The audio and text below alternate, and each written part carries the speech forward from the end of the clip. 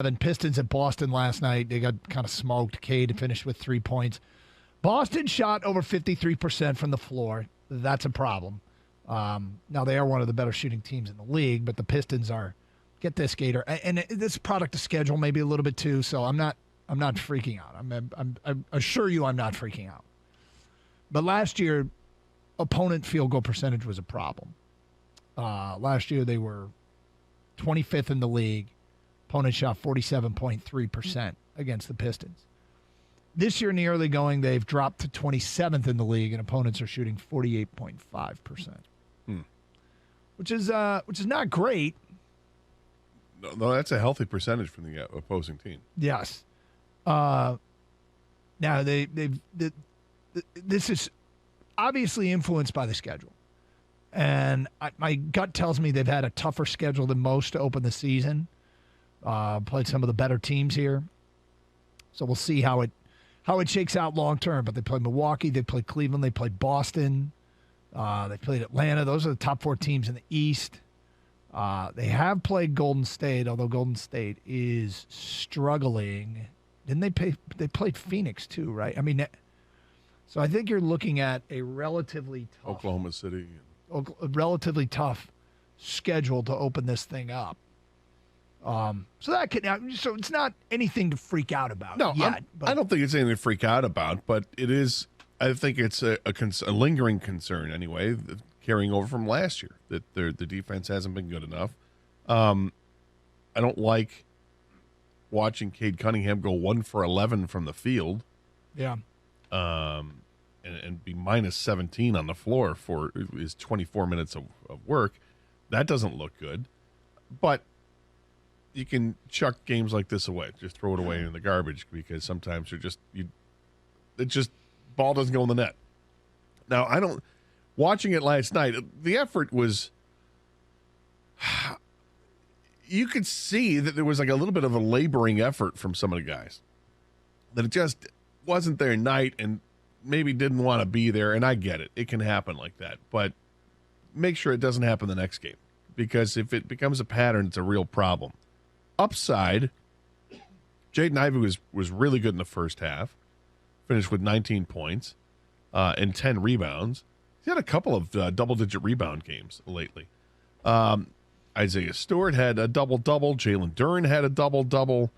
And Killian Hayes showed up last night in the second half and scored 16 points in only 22 minutes. He looked pretty good last night. Don't give up on me. He had a give up on me yet kind of game. Yeah.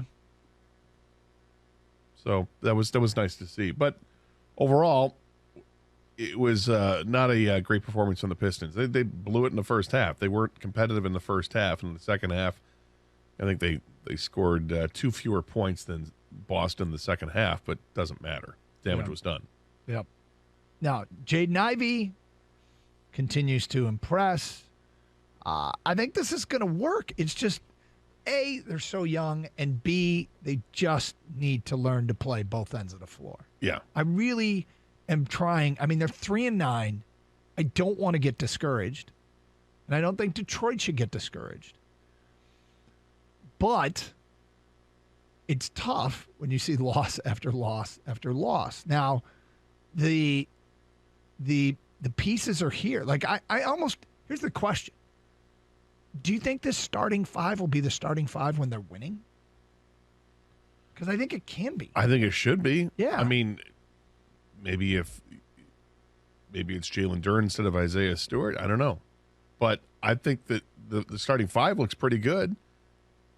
It'd be helpful if they could develop a reliable bench. Mm-hmm. And I think they've got some pieces there. But the starting 5 has to be better defensively. The whole team has to be better defensively. You would expect guys coming off the bench that they're defensive specialists. I expect that. And if that's not happening either, then you got to redo the bench.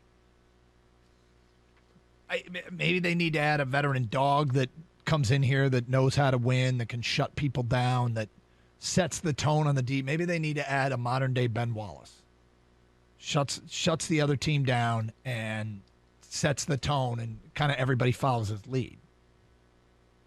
They need to add like a 4-time defensive player of the year, Doug? Yes, that's what I'm thinking. That's what I'm thinking. It's pretty easy. Just go get that guy. No, I would love for this. I want so bad for this to be the guys that they win with. This be the group. Yeah, this be the group, 5, 6, 7 guys, right? Mm-hmm. Unfortunately, that doesn't happen.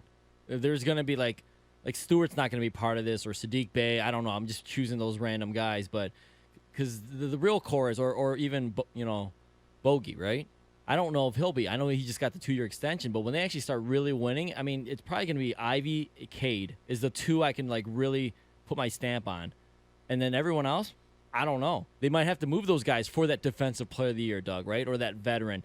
I mean, when the Suns picked up Chris Paul, that was the big piece that really, they had Ayton, they had Booker, right? Yeah. Mikal Bridges.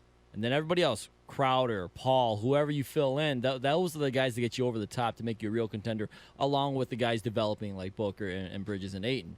You hope Ivy and Cade Cunningham are the core. And everyone else, I'm not sure who's going to be here, who's not going to be here. I want every one of those guys to be here because we saw this team draft them. We're seeing them develop, and that's the best thing is to watch guys that your team developed and drafted be the ones to be there at the end. Right now, guys, don't panic. The Celtics are a really good team. They're going to get blown out every now and then. It happened with the Bucks, right? But the game 1 versus the Bucks, they looked really good. Game 2 versus the Bucks, not so much. They're not going to win a ton of games this year. They just got to look better, right, when they lose. We got to see the progress. Defensively, they have issues, man. I don't think it's effort. I think it's assignment. I think it's being young. I think it's, their rotations. They are a smaller team. I mean, they're starting Isaiah Stewart at the 5. Got to learn with this team. Next year is the real year, I think, and then maybe we see those veterans that they pick up or whoever. As we talk about that, somebody that can develop to be that, could Jalen Duren develop to be that? Absolutely. Yeah. I mean, his athletic ability and his body type at age 18, 19 years old, Amazing. Off the charts, right? You can't. He had a dunk yesterday that you would think on a pick and roll, they threw it to him. I don't even think he dribbled. He just jumped from where he was at and just flushed. And I was like, God, this guy's athletic and he's long and yes, he can be that guy, Doug. But he's got some offensive game too. So.